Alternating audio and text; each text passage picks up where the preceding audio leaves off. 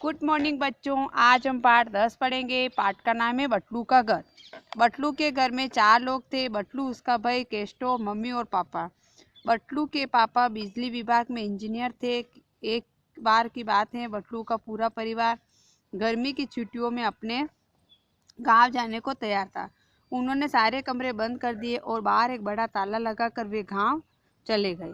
चाबी भूमिका के घर दे दी। भूमिका का घर बटलू के घर के सामने था। एक दिन भूमिका के पास पापा घर नहीं थे। शनिवार की रात थी। आकाश में चंद्रमा की चांदी फैली हुई थी। कहीं से कोई आवाज नहीं आ रही थी, केवल सन्नाटा था। अचानक उसे म्यों म्यों की आवाज सुनाई दी। पहले तो वो डर गई,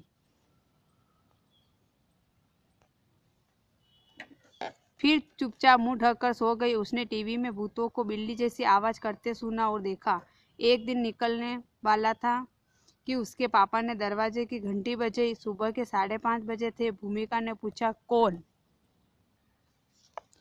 जैसे ही पापा ने कहा बेटा, भूमिका ने आवाज पहचान ली और दरवाजा खोल दिया। भूमिका से पापा ने पूछा, बेटा रविवार को आप इतने सुबह कैसे उठ गए? भूमिका ने कहा, पापा बटलू के घर में भूत है। पापा ने हंसकर कहा, भूमिका बेटा, उस घर में तो पिछले 2 दिन से कोई नहीं है, तो फिर भूत कहाँ से घुस गए? भूमिका ने कहा, पापा जिस घर में कोई नहीं रहता उस घर में भूत आते हैं। पापा थोड़े से नाराज हुए और बोले, बेटा कितनी बार कहा है कि टीवी पर डरावने नाटक मत देखा करो, आओ मेरे साथ। पापा ने सीढ़ियों का बल्ब जलाया और भूमिका के साथ सीढ़ियों पे आ गए। उन्होंने देखा कि बटलू के घर में अंदर एक बिल्ली है। उन्होंने बटलू के पापा को फोन लगाया और घर में बिल्ली के बंद होने की सूचना दी।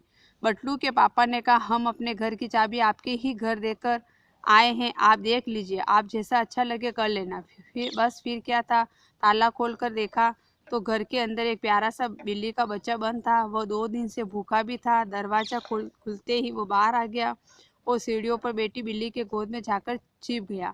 वहां अब म्यों म्यों बंद हो चुकी थी। भूमिका का डर भी निकल गया था। भूमिका समझ गई कि वह भूत नहीं है बल्कि बिल्ली का प्यारा बच्चा है। कुछ दिन में उस बच्चे से उसकी दोस्ती भी हो गई। जब वह म्यों म्यों करता तो भूमिका खुश हो जाती।